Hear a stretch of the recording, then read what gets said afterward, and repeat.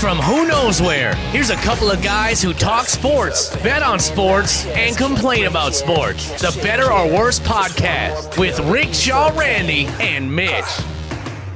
Hey, Rick Shaw, what's going on, buddy? Hey, Mitch, how's your weekend? Interesting. Got some work done, kind of laid low, and enjoyed the storms. Yeah, right. A lot of storms this weekend. Yeah, we got hit with the monsoon this weekend out here.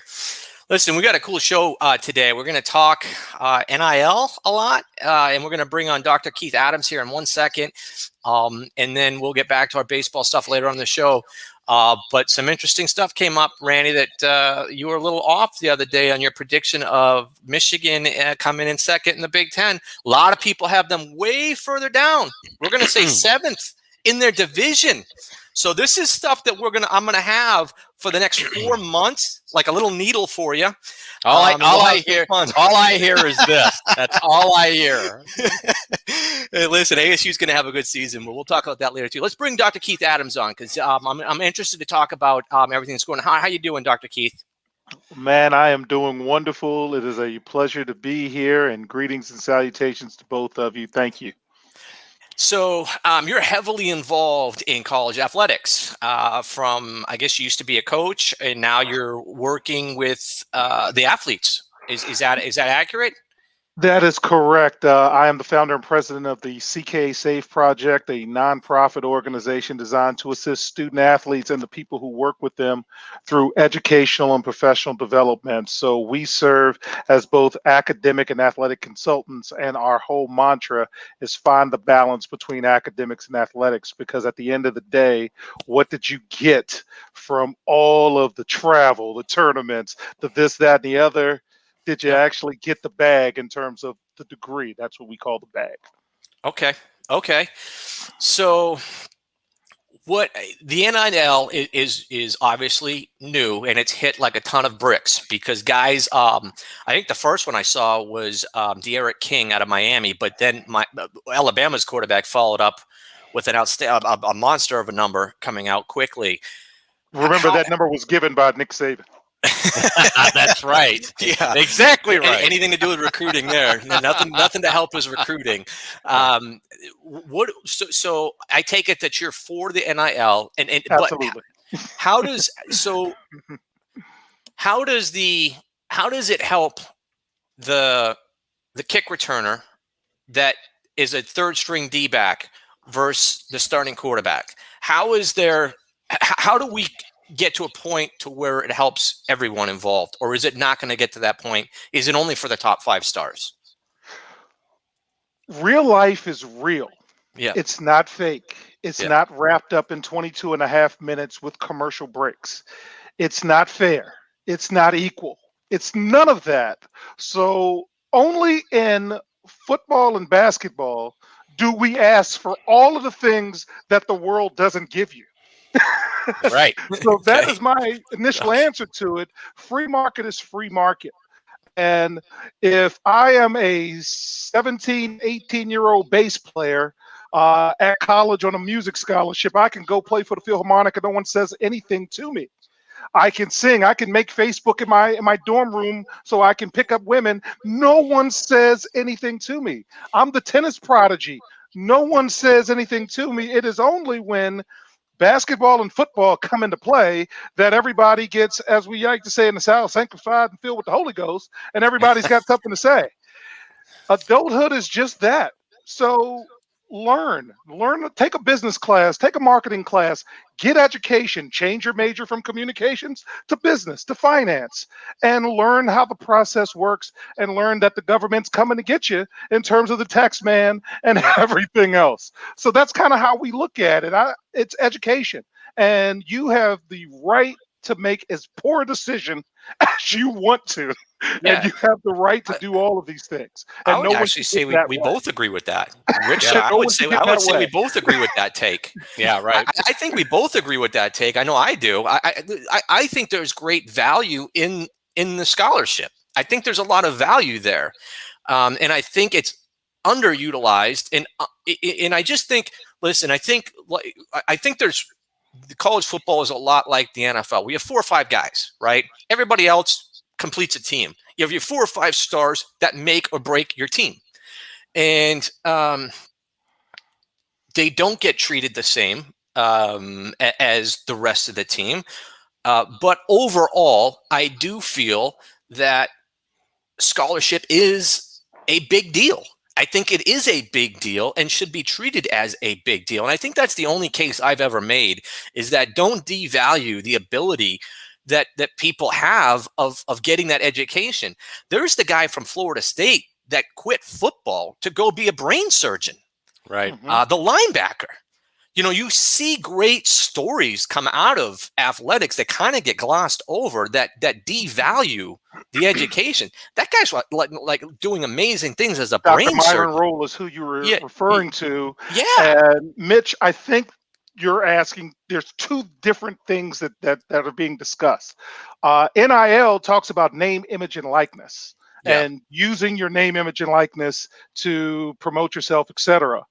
The Supreme Court ruling in the Alston case says there should be more money provided for educational benefits. So there's 2 separate things that you had mentioned. And in terms of the scholarship itself, the scholarship is nice, but as somebody working in college athletics for a lot of years, man, it doesn't cover everything. And the fact that it had to go to the Supreme Court so that student athletes can get a laptop or better academic support. I mean, the academic departments are so underfunded, yet athletics is so overfunded.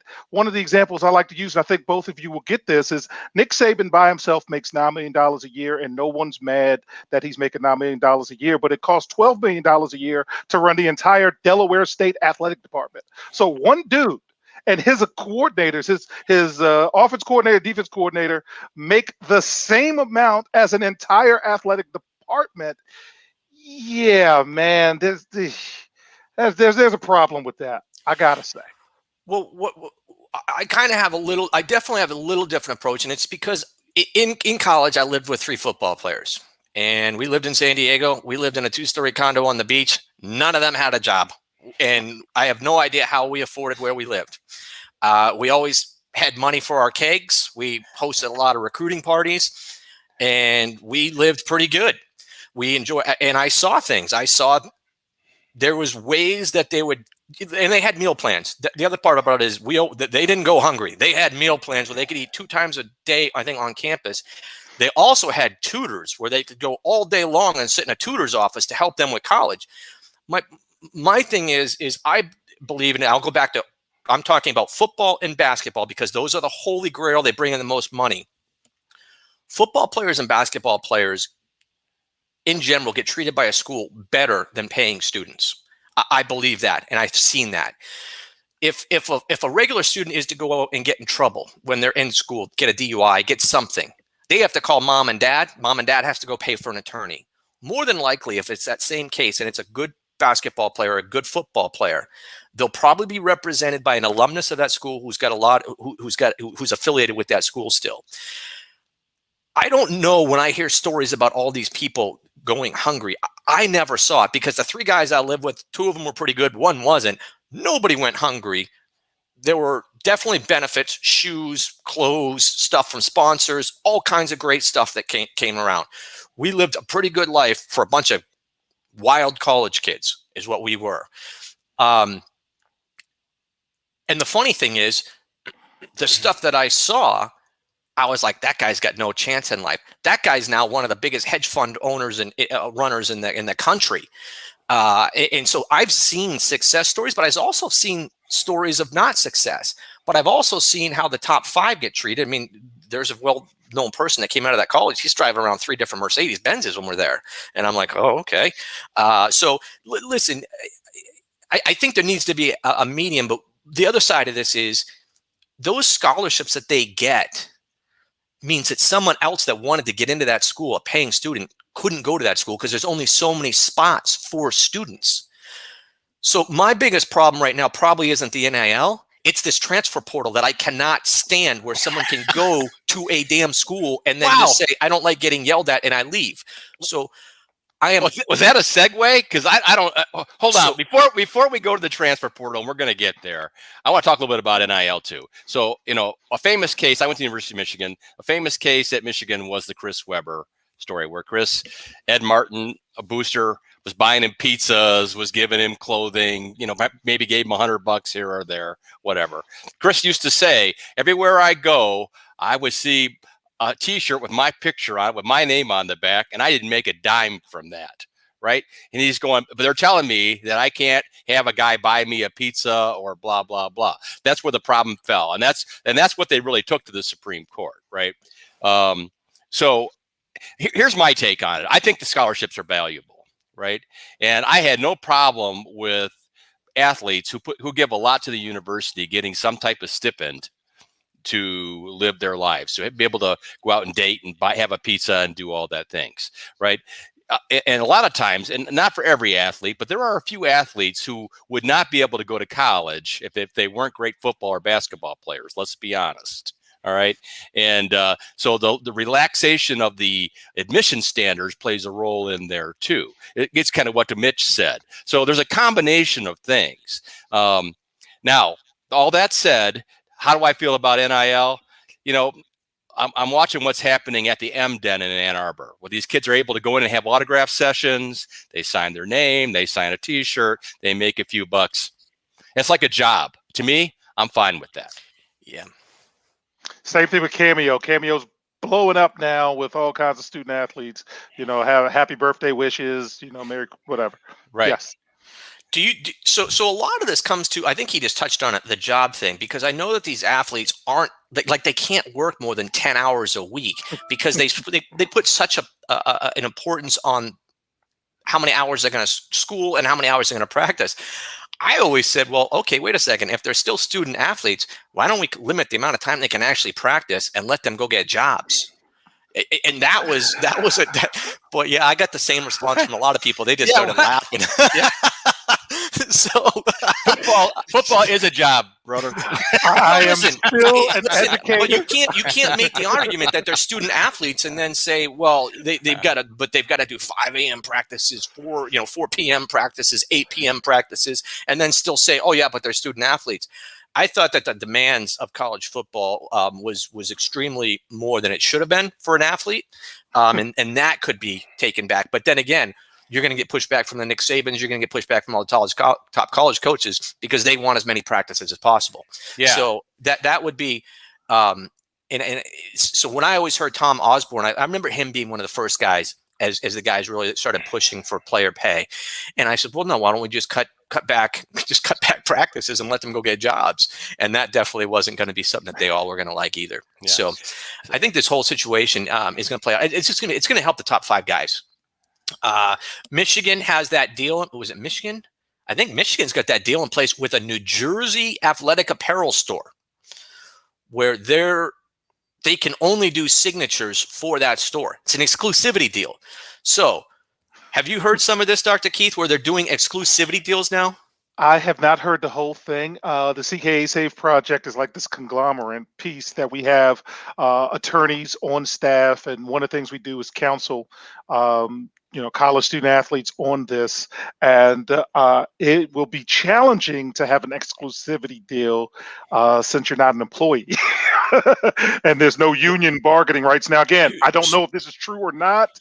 I'm just saying my spidey sense as a former social studies teacher is tingling on when you say exclusive, where's my employee benefit rights? And one of you guys said a lot to unpack, and obviously we won't get to all of it, but they're primary and secondary players. And one of the things we advise coaches in terms of recruiting, we advise student athletes, there are only a few people that are difference makers, thus the term difference makers. Everybody else is replaceable. So I can't worry about the 7th string back, tackle. I can only try to do the best I can as a coach. And what we would advise anyone is to pause and do more socio-emotional support and find out what is needed and how best can we help. And you got to hope that the student athletes share everything they're doing. So I think every department, if they haven't done so already, needs to create a subgroup that actually everybody reports to, and have their people look through, because once you sign that contract at 18, nobody wants to hear about your sad story because you're an adult. Yeah. So you need education. You need people to assist you with this process. And that's what it comes down to, is once every state starts doing their own thing, and the NCAA gave a hard pass to making some centralized legislation, it's the wild, wild west. And that's called life and adulthood. And a lot of people are going to get cheated. And a lot of bad decisions are about to be made. And yeah, you can't teach, can't coach in bubble wrap. You got to live. But that said, Dr. Keith, hasn't the NCAA tournament or the NCAA committee said that that universities are not allowed to, kind of get their fingers into this NIL thing? Aren't they supposed to let the kids figure it out? I mean, aren't they? I mean, I know they can create they can't really create opportunities. I mean, there's some restrictions around what they can actually do at the university level. Am I correct? If I'm not mistaken, I believe the NCAA passed on it and deferred to local state legislation and local jurisdiction on that. And they provided some like one-page guidance on that, because once the NCAA says something, then you get to hold that to them, and they don't have the best record in court. So that's kind of how I'm reading into it. But this is ever evolving, and because July 1st, a lot of states passed their own laws. Hey, you're just kind of out there. So if you're a kid in a certain state, but your state doesn't do this, but your home state does, there's a lot of reading and legality that you have to do that extra homework in. Well, the two big ones that I saw was the Michigan team deal and Texas A&M's team deal. Texas A&M has an autograph deal with a local store there, and I think it was at $10,000 a session.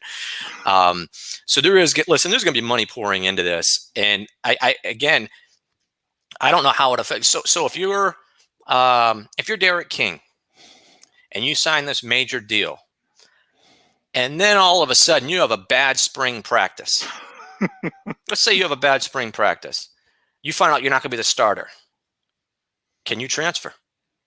Can you, if you have a deal to represent this, can you, how does this stuff work? How does this control the rest of commitment and stuff? How does all this work? Man, that's a stay tuned question, because that's multiple different questions. As a student, you have the ability to transfer. As a student athlete, the rules are that you have a one-time transfer. So welcome to the weeds of all of this that is going on. But we have to make sure to keep everything compartmentalized and say, well, what does it say on paper?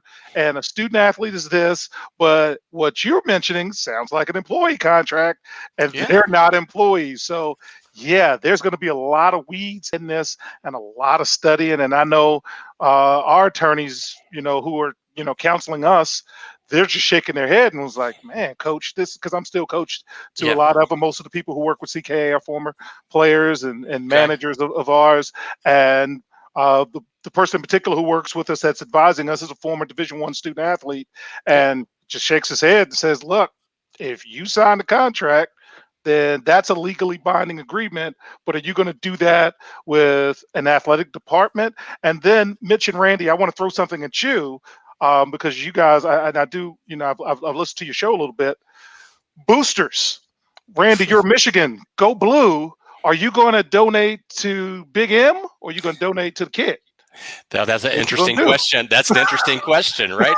In fact, it's funny you should mention that, because I was on the site the other day looking to see which players had merchandise available on the M Go Blue site. So that's a very interesting question. So I wish I had answers for you, but this is crazy, and we're going to learn a lot together as we go. And I hope we continue this conversation both on your show and ours. I think we need to understand. If Randy, I'm trying to grasp what you said about the attorneys not being able to get involved. There's no way they're expecting a college kid to come out and sign a 7-figure independent contractor agreement without an attorney. Is that what you're saying? No, attorneys can get involved. They just can't be associated with the university. That's what I'm saying. I'm saying that the university, because then once the university starts pouring money in or getting involved, then it becomes a booster question, right? And so, Dr. Adams, are you saying that some of your program helps these kids that are in that position to try to make better decisions? Is that Yes, we're consultants. okay? I work with a fifth-year grad school program, post-grad program called the Virginia Post-Grad Academy, and we do their academics. We don't let their coaches coach, let their trainers train. But one of the things that we'll be doing in the fall is actually, hey, here's how this works, and what are you trying to get out of this? If a student athlete is interested in having an independent person, hey, call the CKA Save project, and for a nominal fee, just a small fee to help pay for all of this, we'll look at your agreements and we'll say, hey, this looks good, or here are the types of questions that I will ask if I'm you, because you're still living. You got to run your own race, but you need, and we always advise, independent people who have nothing to gain from your success. There's so many people. Parents become fans of their kids. Coaches become fans of their players, Sure. and it's very counter to our find the balance mantra, because again, at the end of the day, this degree is a 40-year degree. Yeah. It's a 40-year relationship. I coached Fowler and Campbell as a high school player who went to George Mason, and George Mason went to the Final Four, and that caused enrollment to increase, notoriety to increase, and now George Mason's in the Atlantic 10, blah, blah, blah. But hey, Fowler is going to get his master's degree. He's going to continue to work. He's going to do all of that. He's got a wife and kids, and Mason has continued to provide support. It's a 40-year relationship, not a 4-year relationship. So yes, although we're fine with the transfer portal, come, go, we think you picked wrong as a player. We think you picked wrong as a coaching staff. You've got to do a better job of recruiting. That's on the individuals, both the coaches and the players. Do a better job. I'm the right fit. So All right. I'm not the one that's going to cry about transfer and go ahead and leave. People get divorced, don't they? Yeah, well, I mean, listen, I've got a serious problem with the what is it, McCaffrey? Is McCaffrey the one that went to 2 different schools in about 3 months? He went from Nebraska.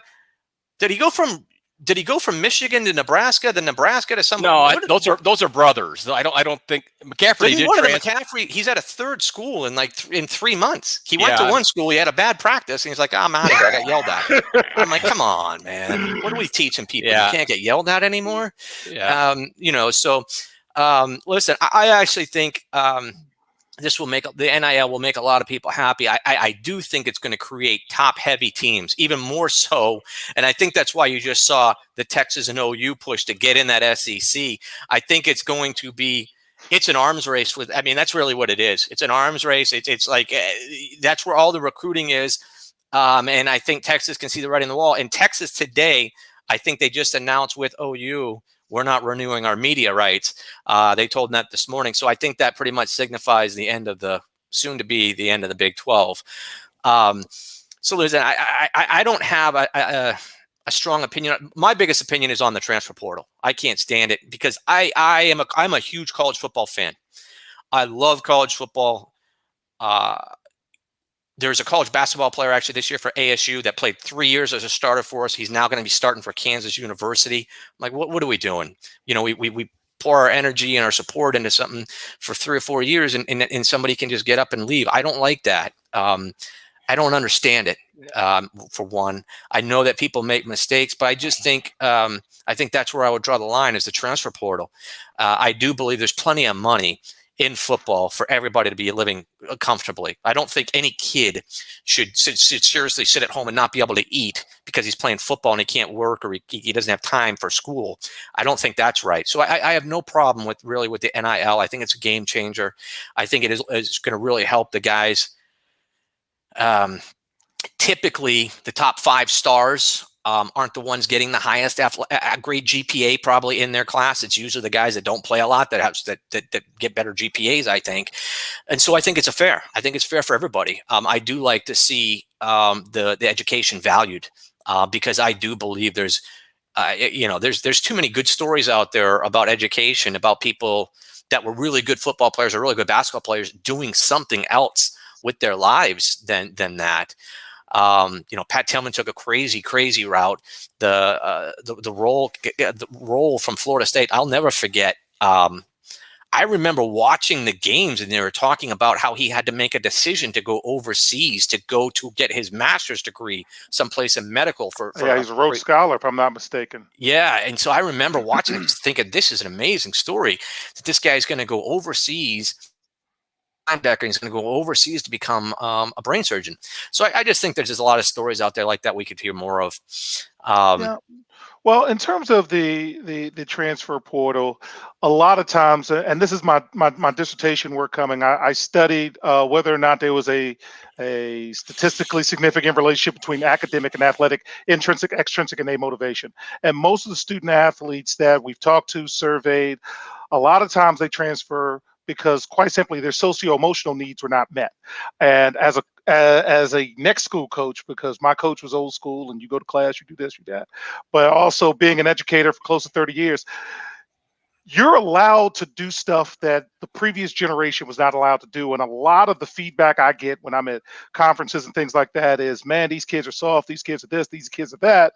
And I'm like, this kid is just a different kid. Kid one has access to a ton of information. So as a coach, you can't lie on the recruiting trail anymore because we know everybody you're recruiting, everything you're doing. And then second, and Texas comes to mind with this, and I won't take you into a minefield, but Texas has yet to deeply go into getting that next tier elite player because of how they currently treat their current players. And don't think that Eyes of Texas thing is going away anytime soon, especially on the recruiting trail. You've got Steve Sarkisian coming into your home saying, we're going to do this, this, and this, but you've got your donors on social media saying something else. And again, do you have a question? Is that question going to keep coming up? Yeah, I know I would bring it up. So how are you going to have the sustainability? And what Texas has to understand is no one cares about Earl Campbell. I do because I'm of a certain age, but even Vince Young, what was that, 2006? We're in 2021. My kids don't know yesterday. I'm a Prince fan, and I actually have to tell my son, hey, here's a picture. Here's why this guy's special. And wow, you missed something special. Or, hey, Dad, why is everybody wooing about that Flair guy? Don't you say that. That's Ric Flair. You can't ever speak bad about. So I'm trying not to be old man, get off my lawn too. But a lot of the transfers have to do with you not taking care of home and making home special for whatever reason. Right. I hope I said that right, by the way. And I agree with everything you just said there. Here's my take on the transfer portal. As I think every kid should have the opportunity to transfer one time. You go into recruiting, you get pitched, maybe you make the wrong call, right? You get to a place that doesn't feel like home. You're not successful in the classroom. You're not successful on the field, whatever the case may be. So you make a change and you go someplace else. But once you go to that next place, to me, because you're getting a scholarship in return, that should be it. Well, doesn't that go against the education? I mean, shouldn't there be a time restraint on that? Like, because when you go to college, your first 2 years are kind of like general ed. Your last 2 or 3 years are supposed to be what you're going to do for the rest of your life, right? So why are we allowing someone that's got 100 credits and they only need 120 to graduate? Why is that person transferring because they're not a starter on a sports team? We're devaluing the education because they're almost ready to graduate if they go one more year. My point is more about we're devaluing the education at this point. Well, if they have professional football aspirations, I mean, that's one very good reason. Hold on a second. How many of the people that are do you believe that McCaffrey, who's now at 2 different schools because he can't start at either one of those schools, is actually an option to be an NFL quarterback? I mean, come on. It doesn't matter what I think. It matters what he thinks. Somebody needs to step in and listen. He just got, Dr. Adams just got done saying this is a 40-year relationship. You should be thinking about the next 40 years, not the next 1 year, and whether or not I can play football for 1 year. Somebody needs to step in and talk to these kids because you also have to remember they do the same thing in high school too. And again, I'm not mad at anybody's situation. That's a major problem, I think. if you, my son's 12. We're going to an AAU tournament this coming weekend. He plays youth football, and you've got kids switching youth football teams. You got kids switching AAU teams. You got parents actually having conversations about playing time with 11, 12, 13-year-olds. So this is what they know. And then you get to the game piece. You got games. So this one game that you lost really doesn't matter because there's always another game. So you want loyalty where loyalty does not exist. I had loyalty to my high school coach because every decision I made from 16 to the day he died, I actually spoke to him about because we have that relationship. Fowler and I, years later, he last played for me in 2004. This guy was at my wedding and drove to South Carolina from Maryland just to be there. Yep. You're asking for something that hasn't really been cultivated, and it's kind of like what we advise folks. The APR, because colleges have rules in place for you making measurable progress to graduation, and you hear about it in basketball more than football, except during bowl season when they start posting your graduation rates, and then everybody feels bad for a week and it moves back on to what they're doing. So if you want to make it about academics, which it should be because we're public institutions, then you actually have to measure and monitor progress, and that means holding people out. And you all spoke very eloquently that nobody's holding out anybody. So we're at an impasse. So everything you said is correct, but are you going to follow through with it? And the answer is unfortunately no, because money rules everything. Because as you just said, Texas said this, Oklahoma said that, and nobody really jumped in and did anything about it. So I noticed you on your site you represent also basketball. Is that accurate? Yeah. Basketball was my primary sport. Yes. How is this new? So have you seen? I'm sure you've seen this new high school league where people get paid now to play high school basketball. Mm-hmm. This is another game changer. How do you see? How would your company assist those players? Because if they're getting paid now in high school, are they even eligible for college at this point? Okay, so then we have to compartmentalize it. And if we're working with anybody in Overtime Elite or the G League or whatever, we're going to ask them what their end goal is.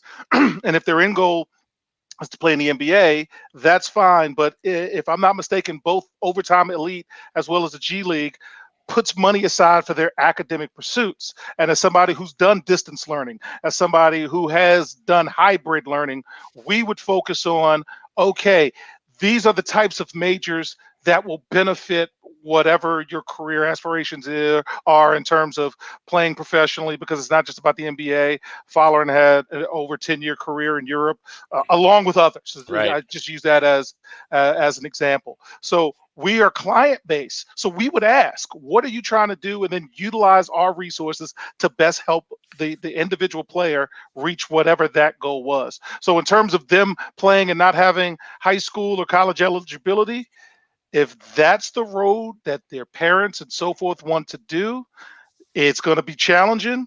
But nobody yelled at Jennifer Capriati until she went crazy. Nobody said anything about Tracy Austin. So that don't tell me about how mad you are about this situation, because then I got to call you out and say that don't scream about Naomi Osaka. Don't scream about Tiger, who left Stanford early. Nope. Don't be selective with your outrage. Well, I think so. I don't know how not to be selective with my outrage. All right. So I don't know a lot about I know AAU ball is big, and I do see and club soccer and club volleyball. It's all this stuff. And the funny thing is, there's a small school up in New Hampshire. My father went to it. It's called Brewster Academy, which is now starting to be one of these builder of high school basketball, where we're starting to see people go there for preparatory, and they're moving on. And it's a tiny little school up in the middle of nowhere, New Hampshire, called Wolfboro. And it seems like these things are popping up now a lot more frequently across the country, where kids are traveling for high school.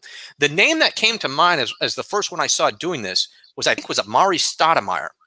It was one of the first guys that I knew had gone to 2 or 3 different of these schools. And then he came out of that school and went into the NBA and became a great player. how is this new paid high school league? How does this affect those kind of programs? Is it pulling those guys out of those preparatory schools, and that's where they're getting these guys? Where are these guys coming from for paid high school basketball? I think I'm going to answer it this way for you. The coaches that I've talked to, the college coaches I've talked to, they're recruiting the transfer portal first. Okay. Let me just get that guy because I've got 2 years left of my deal and I'm, 13 and 15 last year, whatever. Second thing they're going to do is recruit JUCO. All right. Because again, I need a player now. I need a 2 guard. I need a center. I need a whatever. The third thing they're going to do is go to those elite schools, the Oak Hills, the Brewster Cat, the really high level schools.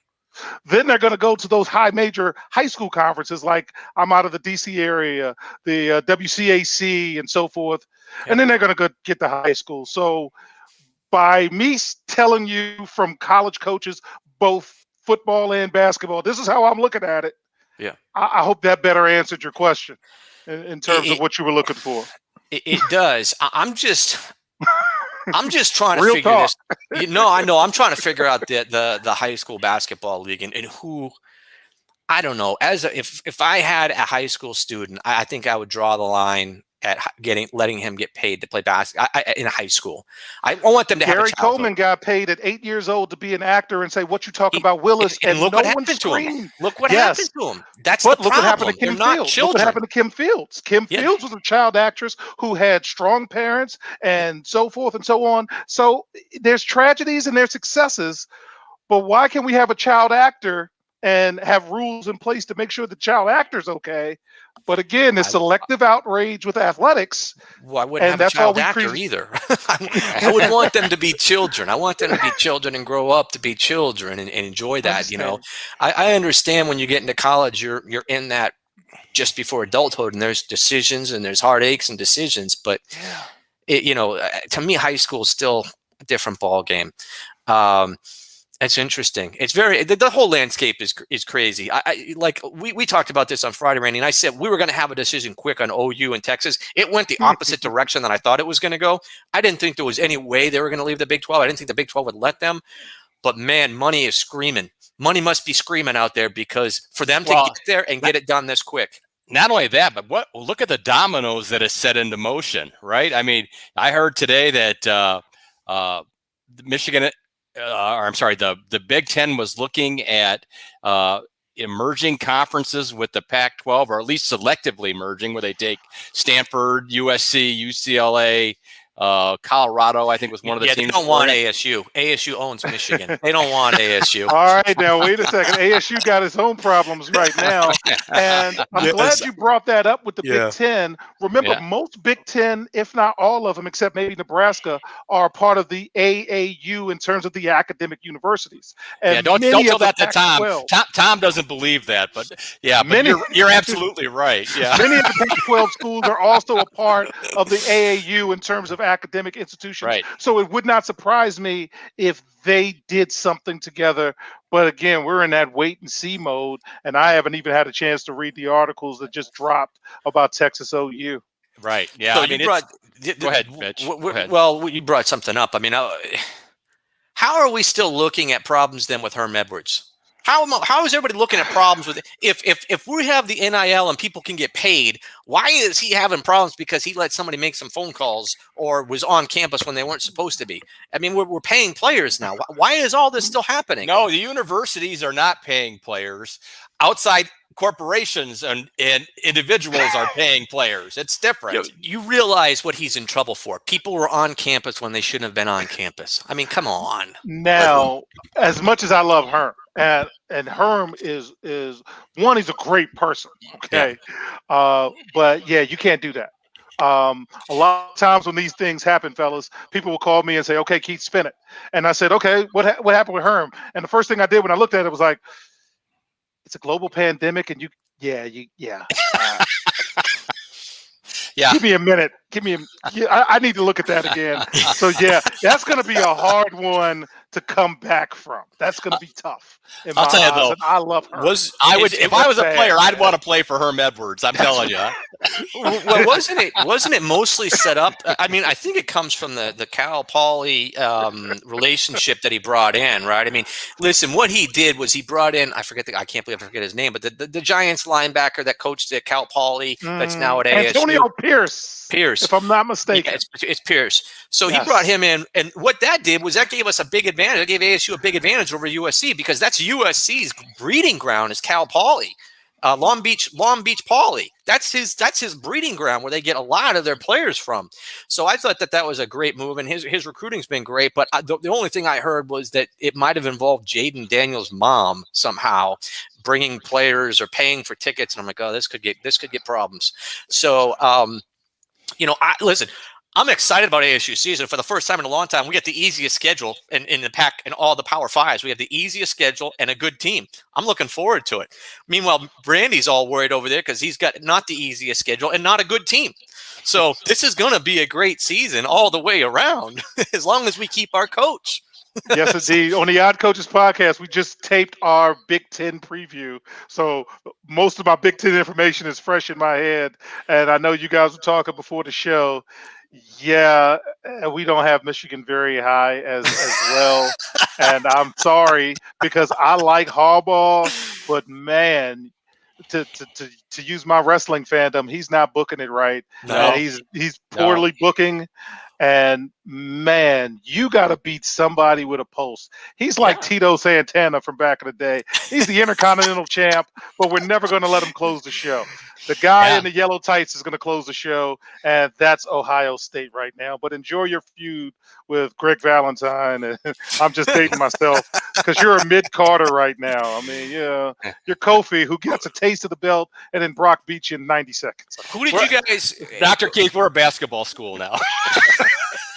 I love on the flip side, I love what Juwan's doing because look who's sitting next to him. Martelli, who's one of the most brilliant guys you'll ever meet. And if you catch Martelli at a party, you're going to go to wherever he goes. So he's doing a phenomenal job. And as a post player, go post because we need to get more jobs. There you go. There you go. Who did you guys break down as the second team, second and third coming up out of the Big Ten? Was it Penn State and Iowa? No and no. Who did you have? Although we like James Franklin, again, I'm based out of the DMV, DC, Maryland, and Virginia. It's still about beating the elites. So the Big Ten, unfortunately, is a one-team conference. And if you're nice, you can throw in Wisconsin too. Yep. Because once you get out of conference, and we're going to have some great non-conference games early in the season, once you get out of conference, you got to beat we had the Michigan, who they playing? Oregon early. No, Wisconsin. They're playing Washington. Wisconsin's playing Washington, but isn't Michigan playing a West Coast school? Michigan's playing Washington. Michigan's playing Washington. You better not lose that game. Right. I mean, you talk about must win to start the season. You can't come out with an L to the Pac-12 or it's over. Hey, easy on the Pac-12. Easy on the Pac-12. Again, back to booking. My goodness, man. What kind of leadership have you guys had? So, I'm glad you got the Vegas guy as your commissioner because at least he's going to roll the dice and try to get 7. Listen, the Pac-12, they're all down right now. And that's why I love where ASU is because Oregon's down. USC is down, and they're not going to get back up until they probably get a new coach, my guess. And we were disappointed about the Herm thing, too, because on the East Coast, we were looking at that as well because we've got a chance to see ASU a couple of times. I'm a modified sports bettor. You guys are way better than I am. And, man, Herm's got some players. So when we heard – and he recruited well. So when we did hear about what was going on, we were like, man, that was my sleeper was ASU because I got a chance to see a lot of them. So I hope that situation turns out well because Herm being around any student athlete is going to be very beneficial to the student athlete. So one more point I'd like to ask you about because this one it digs into my it gets me. So the players where they take the bowl off because they want to prepare for the NFL Combine. We had a player, N'Keal Harry, who literally took the bowl game off and then was on the sidelines. And I kept thinking to myself, man, you quit on your team. I get that you're looking at the NFL, but if you're a GM in the NFL, you got to be like, well, every time every year it's a contract year, or anytime he's going to quit. How do you advise guys like that? Does this stuff come up in your meetings with them? What do I do in the bowl games? Absolutely. And the answer is run your own race. I've had players in my coaching career not finish the season and the teammates not care. We had a kid that could have graduated in December.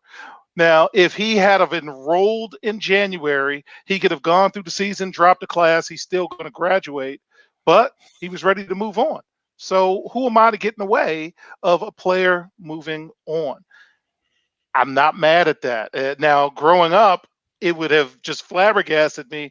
But as somebody who works with student athletes every day, man, you support them. And just think about the recruitment. If, hey, I did this and the coaching staff did that, you may want to go there because they took care of me. So they're good guys, as opposed to the other way around. Again, it's still about getting a butt in the seat, and it's still about getting recruits. So you just got to flip it around. But isn't that what Herm Edwards is doing?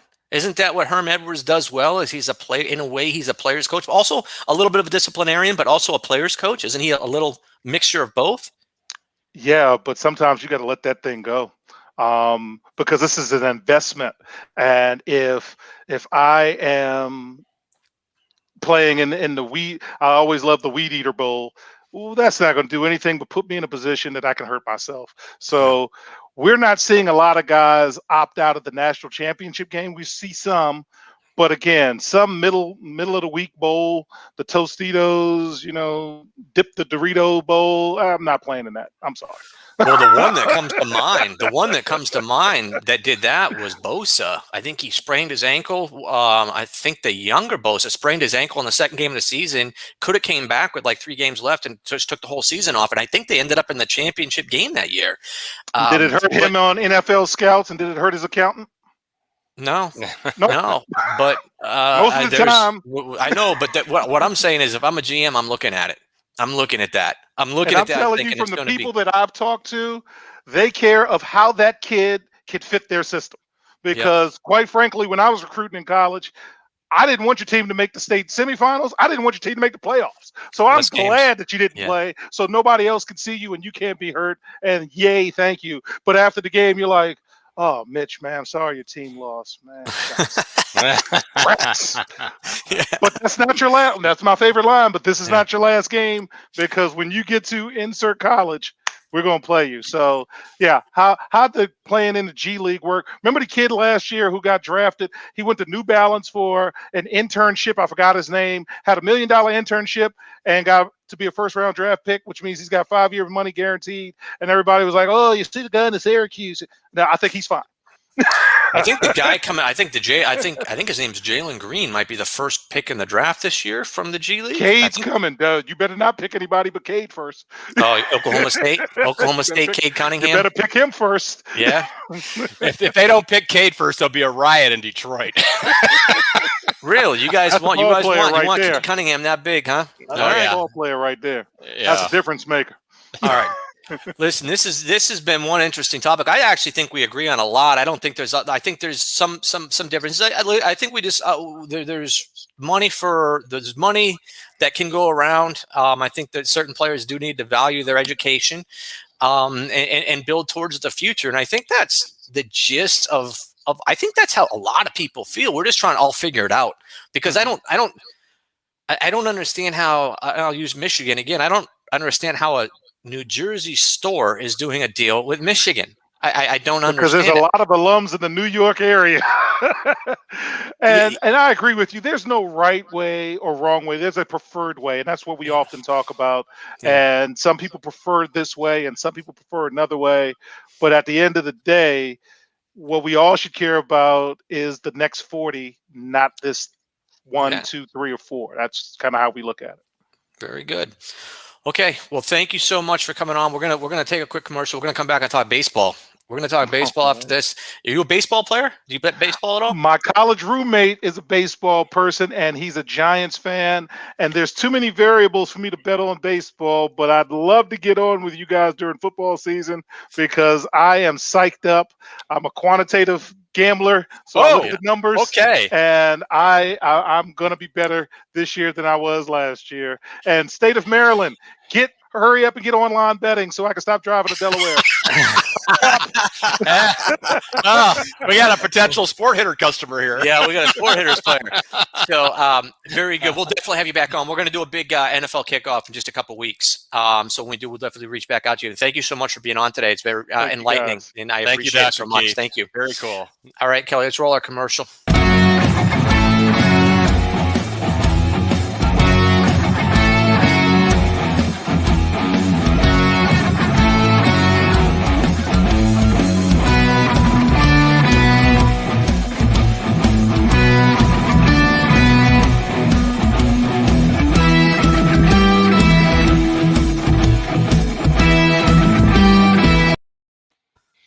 All right, there's a lot going on right now, and first of all, something we've been talking about in baseball, and I've been talking about this because I've been saying if I'm a Pirates fan and this happens, I will never watch the Pirates again. They traded Austin Frazier. Listen, if you're a Pirates fan, you finally have a guy you can build your team around. They've got great pieces. They have Hayes, who's a good young player. They've got the other player that's a third year out of Vanderbilt, and they got Frazier, and they go and they deal Frazier. They deal him to the Padres. The Padres just stole him. Not only did they trade him, here's the problem, they traded him. The Pirates picked up part of his salary. The Pirates sent him and money to the Padres. If you're the GM of the Padres, you are the toast of the town. You're more popular there than the mayor is in San Diego, right? Because that right there is a play and a half to get Austin Frazier. You now have Machado, Tatis, and Frazier on your infield. Are you kidding me? He's the second best. He's the second best leadoff hitter in baseball behind Mookie Betts. I'd rank him the second best leadoff hitter. They just picked him up. How did that happen?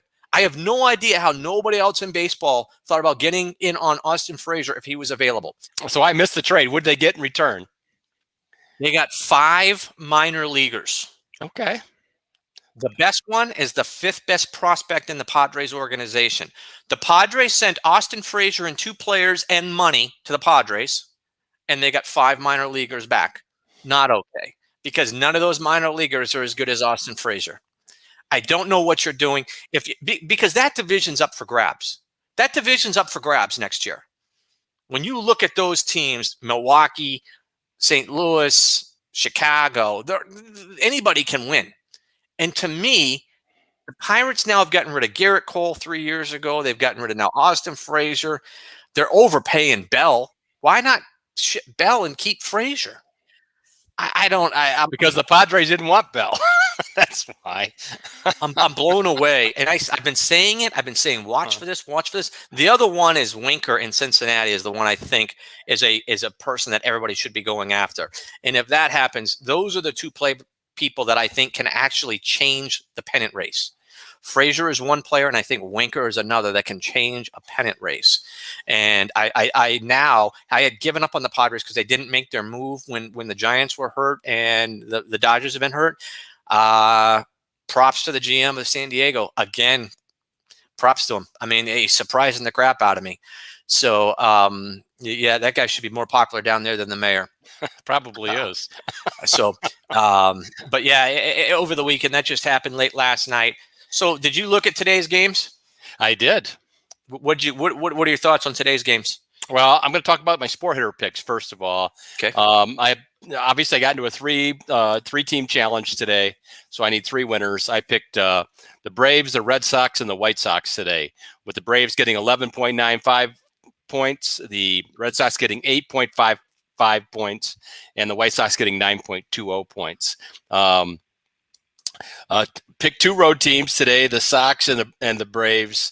Just think that they're both due for a win, and really the Braves was a value play. I just think the White Sox are a much better team than the KC Royals, so that was an easy pick for me. And then I took the Red Sox at home, get an 8.55, which I thought was a pretty good value for them at home.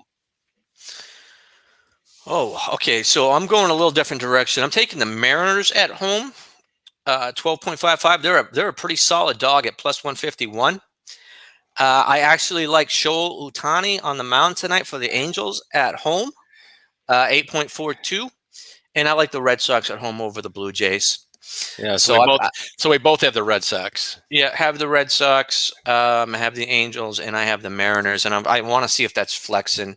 I can't be flexing pitching because he would be favored over the Astros if he was pitching at home. But there's some things that I like there. And if you have one pick, Kelly, can you run pick of the day?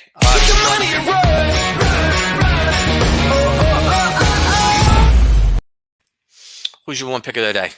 You know, I'm doing an over today for my pick of the day. I like in the White Sox Royals game, I liked over the 9.5 total. Okay. I would take the Angels. I'd take Shohei Ohtani at home. I would take the Angels. 146. Anything under 150, you're always getting good value on a decent pitch, great pitcher, and he's going to be hitting. So, what else happened over this weekend? So, big golf. Did you see the golf? I did not watch golf this weekend because I was so tied into the Olympics. Okay. Yeah. The one thing I saw about the Olympics was I saw that they call it foil. I always thought it was called fencing, but a girl from the U.S. won foil. Yeah. Or fencing. Right. And she sang the national anthem. I actually watched it. So you could tell she was singing it under her mask. And I think it was the first time in 70 years or something that the U.S. has won gold in that event. So I thought it was pretty cool. That's the only thing I know. I do know that the NBA lost. The players lost for the NBA. Boy, France. What I told you that last week, I did not like that team composition that we had. Just did not have enough firepower on that team. And then they bring in Devin Booker, like I said, who I think is, I've said this a million times, I think is a really inefficient scorer. He was inefficient yesterday. Their biggest problem though is they don't have a big guy. Right. I mean, Rudy Gobert just ate their lunch inside the whole game, and who's playing for France, obviously. Yeah. And I'm thinking to myself, why is Anthony Davis or why are the guy out or the guy from Milwaukee? I don't know. Even is he actually an American though? The Giannis is. I'm not sure what his citizenship is, but I thought he was from France. Giannis? Well, good thing he's not playing for France. All right. Anyway, to make a long story short, they look out of sync. They look terrible. Kevin Durant is Greek. They call him the Greek Freak. Really? Okay. Giannis, they call him the Greek Freak. So I'm assuming that means he's Greek. I don't think they'd do that if he was French. Yeah. Well, that'd be an odd one to have. But they could have really used Brooke Lopez yesterday could have really used. Of course, maybe he should play for Mexico. I don't know. Maybe it just illustrates how international the NBA has become. You know what? I did see something else, and this really surprised me. The softball team is undefeated. That didn't surprise me. But I saw the name Monica Abbott is one of the pitchers on that team. Yeah. She was like really good 20 years ago for Tennessee. This was a girl that was like 6'2" or 6'3" and was throwing the ball like rising fastballs from 45 feet that equated to like 100 miles an hour. I guess she's pitching on that team, man. She's got to be in her 40s or maybe 30s or something. She's still pitching. That's the beauty of the throwing motion for softball, for fast pitch softball, is you can go on forever. I played a lot of fast pitch softball back in the day, and all of our pitchers were older guys. They all were. Honest to God, that's big in the Midwest, brother. I can't see you hitting a fast pitch fastball. Oh, I could see someone hitting right between the ear hole. Boom! I have been hitting the head. I got to tell you. The worst one I ever happened, I got hit in the ankle once, man. I got to tell you, that hurts. But long story short, though, all the pitchers on those teams that I played for, though, were all older guys, and they're crafty, but they could really bring it because they underhand motion. It's a lot less wear and tear on the shoulder. So so some other interesting things are happening. Listen, the golf was interesting to me because they had a hole. It was actually in Minnesota. It was a beautiful golf course, the 3M Open. They showed the houses around it. Lived nice little stream or rivers running around the houses in between the golf course, and they had the 18th hole, which was people were just hitting in the water. That 18th hole was brutal. They say it's the toughest par 5 in golf this year on the tour. Ricky Fowler shot 5 over in the last 2 holes on Saturday to take himself out. He was at -11, tied for the lead. he doubled and then took an 8 on the par 5 on the finishing hole, and that never heard from him again. It was Cameron Champ won it. Cameron Champ won it. You saw people hitting out of water in this thing. This was a weird event. A lot of easy holes, but that 18th hole reached up and grabbed a lot of people. And interesting enough, Oosthuizen came in second. Can you believe this? Oosthuizen came in second again. There you go. The guy is just at the top of the leaderboard. No matter what tournament he's in, take him, because he's going to finish in the top 5. I mean, it's a good bet, especially if he's getting pluses there. Take him. How'd your boy Taylor Gooch do? I don't know. I didn't see him in it. See him in it. So I think he was taking a week off he's a little tired from shooting that 6 under in one round a couple weeks ago.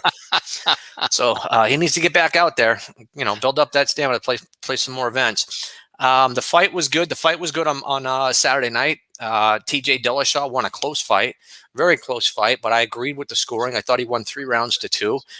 He definitely didn't have the same energy that he used to have. But he fought a good fight. I think it's going to be hard for him to get the belt back, because I just don't think he's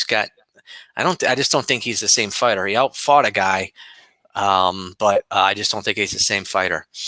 On the golf note, I'm sure you saw this. John Rahm had to pull out of the Olympics again. Yeah, for COVID. I saw that. Golly, he's struggling with it. So what is this? What does this mean? What does this mean? Because 2 months ago he had it and he recovered. Now he's got it again. Just it goes against all the information that we're given. You can't get it again, or you this or that. Frank Reich got diagnosed with COVID, and he's actually fully vaccinated. So what does this mean for the NFL's rules? Have you been following the NFL's rules, where they're coming out and saying now they can fine people $15,000? Maybe a day if they're not vaccinated. Have you seen this? No. So the first guy that came out and obviously was against it was the receiver, the little guy up in Buffalo. But now DeAndre Hopkins is saying, hey, listen, I might retire from football.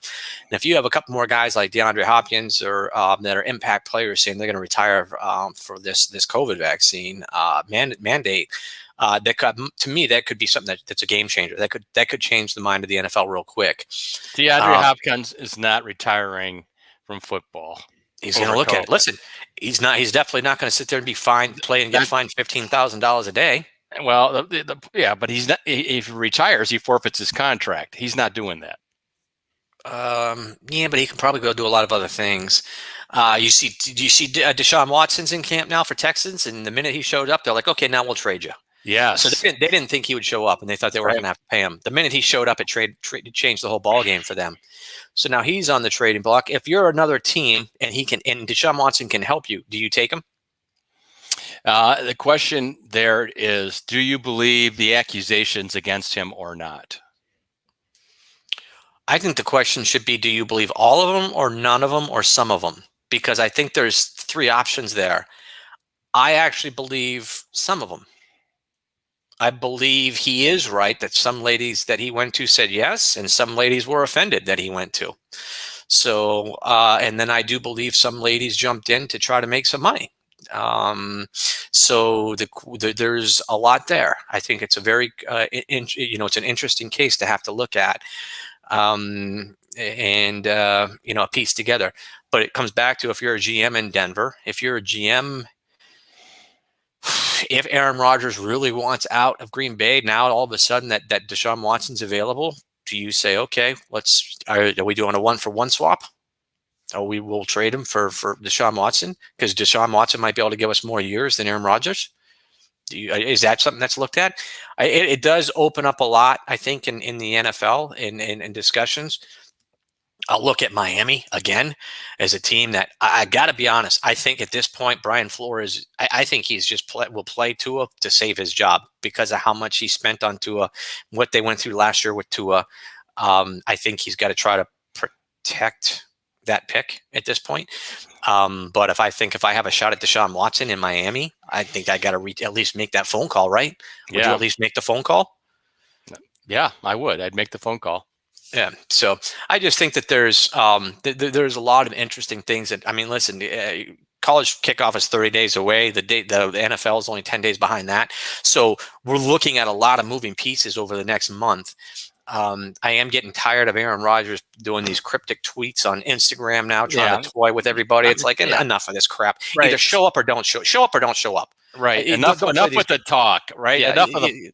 Show up or don't show up. Either stand by what you're saying, you're not going to play, that's fine, or go. But enough of this crap that you're Instagram and stuff to each other, and trying to cause controversy. What's your take? So we got nothing's probably changed for you. I'm assuming that you still think Michigan's going to have a good year. I don't know. I honestly, I'll know more after the first game. I've got to see how Cade McNamara performs at quarterback, and I want to see the offensive line, and I want to see the defense. Those are the 3 question marks. So we'll learn a lot. Well, we're 5 days away from turning the month, and we turn the month, we usually get into college football. But I am going to say, go Devils. I am excited about the Devil season. I think they're going to have a good season. I think there's a good chance they win the Pac-12. They did. People are forgetting they did beat U of A last year, 70-7 or 77-7. And Jaden Daniels is a good dual threat quarterback, and they should have a good season this year. So, all right, man. Listen, do you have any last thoughts for anybody? No, I just wanted to tell you, I'm very excited about our NCAA football show, which I think we're doing, the second week of August? Is that right? We'll do it second week of August, yeah. Yeah, so I'm excited about that. And then, like I said, man, 30 days to football. I'm counting the days down. Who do you think's going to win the ratings that day, Logan Paul or college football? Oh, God, come on. Yeah, that Paul guy's fighting Tyron Woodley on August 28th.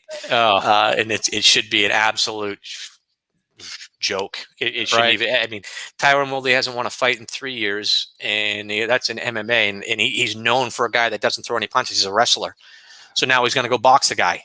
He hasn't won a fight in 3 years, in which he's supposed to be a good wrestler, and now he's going to go box somebody. It's not going to end well. I know. It's smart marketing by the Pauls. Pick non-dangerous people and go and make a bunch of money. Good for you. All right. So listen, again, thank you to Dr. Adams for coming on. Listen, I loved his take. I think he's got a really good thing over there. And for those of you that don't know, go take a look at Coach Keith Adams. It's his show is in his. Let me just pull up his site one more time. He's got CoachKeithAdams.com. And it's the CKA Save project. Go take a look at it. They have their own podcast, cover a lot of good topics. So go take a look at that when you get a chance. Thanks again, guys. We'll be back on Wednesday.